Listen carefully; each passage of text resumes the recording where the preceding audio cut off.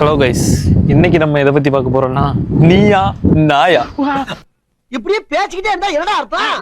எது பெருசுன்னு அடிச்சு காட்டு. ஆமா நண்பர்களே, நீயா நானா இல்ல, இது நீயா நாயா. புதுசா இப்போ என்ன இறங்கியிருக்காங்கன்னா அவங்கதான் நாய் பிரியர்கள். நாயை ஒரு தேசிய விலங்கு அளவுக்கு கன்சிடர் பண்ணி ரோட்ல சாப்பாடு வச்சு நாய் இனப்பெருக்கத்தை வலுப்படுத்தி நாட்டை வளர சக்க போறோம் அப்படின்ட்டு கிளம்பி இருக்கிற கும்பல்.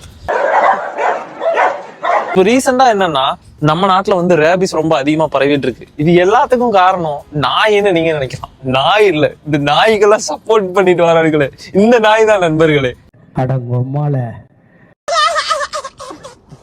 நான் என்னைக்குமே நாய் வளர்க்குறவங்களுக்கு ஆப்போசிட்டான ஆளு கிடையாது. நானும் நாய் வளர்க்குறேன். நாய் எவ்வளவு பாசமா இருக்கும், நம்ம கூட எவ்வளவு அட்டாச்சா இருக்கோம்னு எனக்கும் தெரியும்.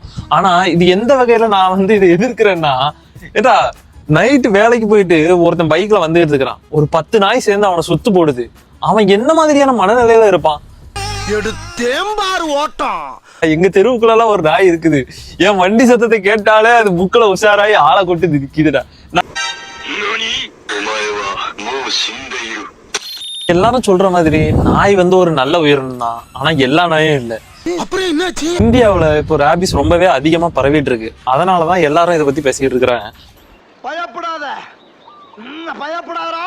எந்த ஊர் பைபாஸ்லயும் மாடு நாய் எல்லாம் குறுக்க போய் ஆக்சிடென்ட் பண்றது இல்ல. நம்ம ஊர்லதான் இதெல்லாம் காலங்காலமா நடந்துகிட்டு இருக்குது. இந்த எல்லா பிரச்சனைக்கும் காரணம் நாயின்னு மட்டும் சொல்ல மாட்டேன், நம்மளும் தான். ஏன்னா நமக்கு அதை பத்தியான அவேர்னஸ் தெரியல. நாய் நல்லதுதான், ஆனா நாயால பரவக்கூடிய ராபிஸ் அப்படி இல்லை.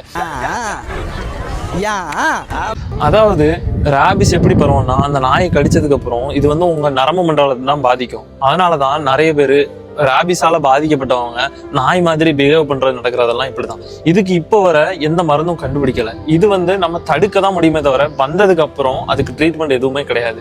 அதனால உங்களை நாய் கடிச்சிருச்சுன்னா அந்த உண்டுல சோப்பு போட்டு கொஞ்சம் வாஷ் பண்ணிட்டு கண்டிப்பா ஒரு ஹாஸ்பிட்டலுக்கு போய் அதுக்கான வேக்சினேஷனை முறையா எடுத்துக்கிடுங்க. நிறைய பேருக்கு வேக்சினேஷன் எடுத்துமே ராபிஸ் இறந்தவங்க நிறைய பேர் இருக்காங்க.